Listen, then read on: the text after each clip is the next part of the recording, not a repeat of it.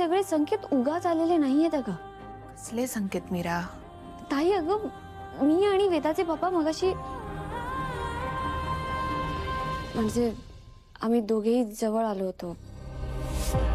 मी ठरवलं की मंजिरीमुळे, तिच्या भीतीमुळे या युद्धात आपण पराजय स्वीकारायला नको.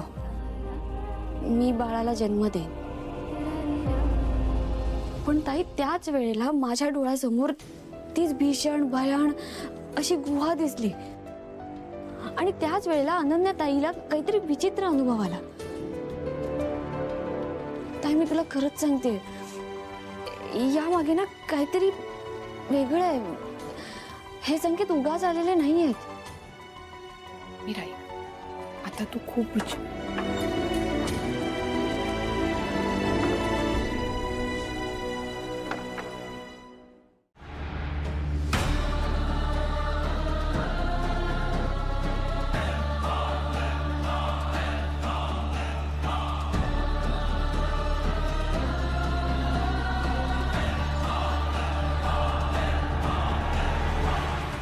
काय?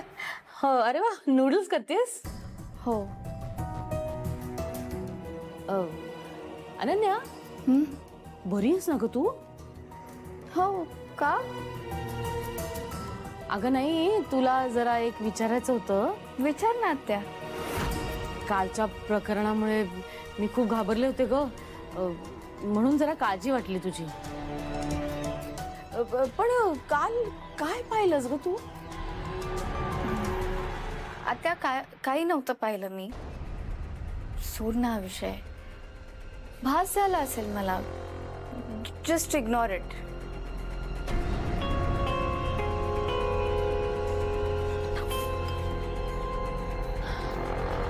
अनन्या, अगं आपण या गोष्टीला इग्नोर नाही करू शकत. भास होत नसतात अगं, काहीतरी असतं म्हणून ते आपल्याला जाणवतं, है ना? अनन्या, ती गोष्ट तिकडे होती म्हणून तुला ती फील झाली. हो ना, म्हणजे बघ हा, आता तुला भास झाला नसता तर तू इतकी घाबरत किंचाळत घरात चिरली असतीस का? हा, काहीतरी झालं असेल ना. म्हणजे हे बघा, आपण दरवेळेस काय करतो, स्वतःला समजावत बसतो की नाही नाही नाही, काही झालं नाही, काही झालं नाही, भास असेल, भास असेल. पण दरवेळेस तसं नसतं ना. हे बघ, आता तुला असं वाटत असेल ना की मी हे सगळं तुला का सांगतेय, पण तू नीट लक्ष दे. मला माहिती आहे माझ्यावर आणि मायावर तुझा विश्वास बसणार नाही. हे बघ अनन्या, हे प्रकरण ना खूप भयंकर आहे. म्हणजे मीरा आणि तिच्या बापाचा सुद्धा ह्याच्यात हात असू शकतो ना.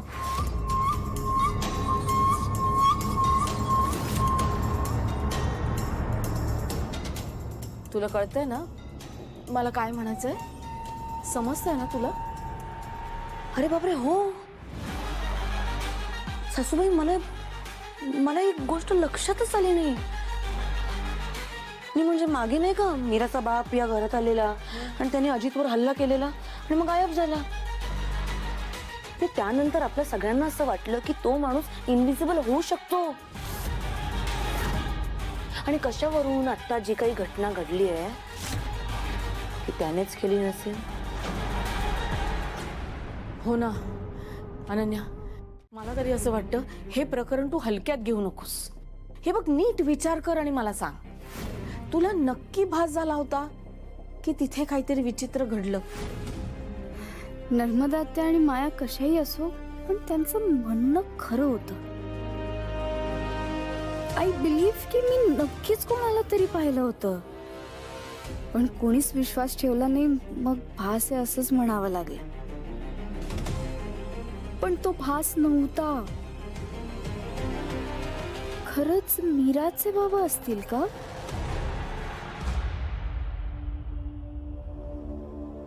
अनन्याताई,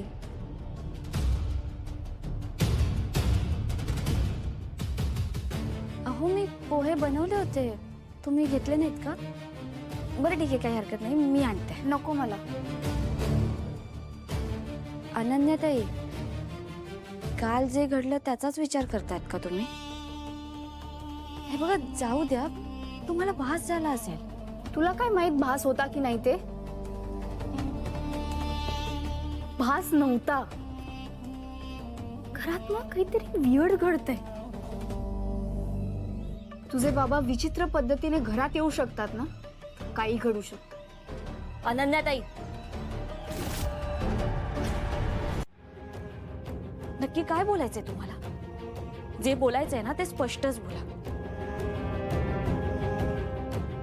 प्रत्येक वेळी घरात काही झालं की ते माझ्याच बाबांनी केलंय असं कसं? तुझ्या बाबांनी केलं असं मी म्हणालेच नाही, पण असू शकतं. असू शकतं म्हणजे? प्रत्येक गोष्टीत माझ्या बाबांवर संशय घेणं बंद करा. तुझे बाबा डाऊट घेण्यासारखंच काम करतात वहिनी.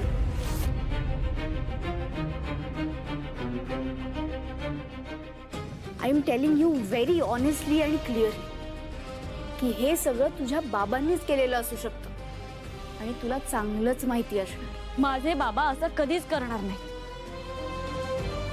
आणि या घरात अशी लोक आहेत जे हे करू शकतात. अच्छा, तू माझ्या आईबद्दल म्हणतेस का? मग डायरेक्ट बोल ना, घाबरतेस कशाला? मी नाही घाबरत.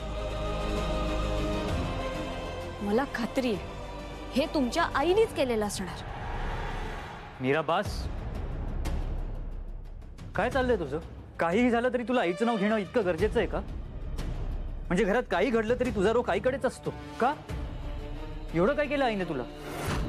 मला वाटतं ना आपण ना थेरपिस्टकडे जायला हवं. म्हणजे स्वतःचं वागणं बघ, किती अनप्रेडिक्टेबल वागायला लागलीयस. कधीही कसंही वागतेस.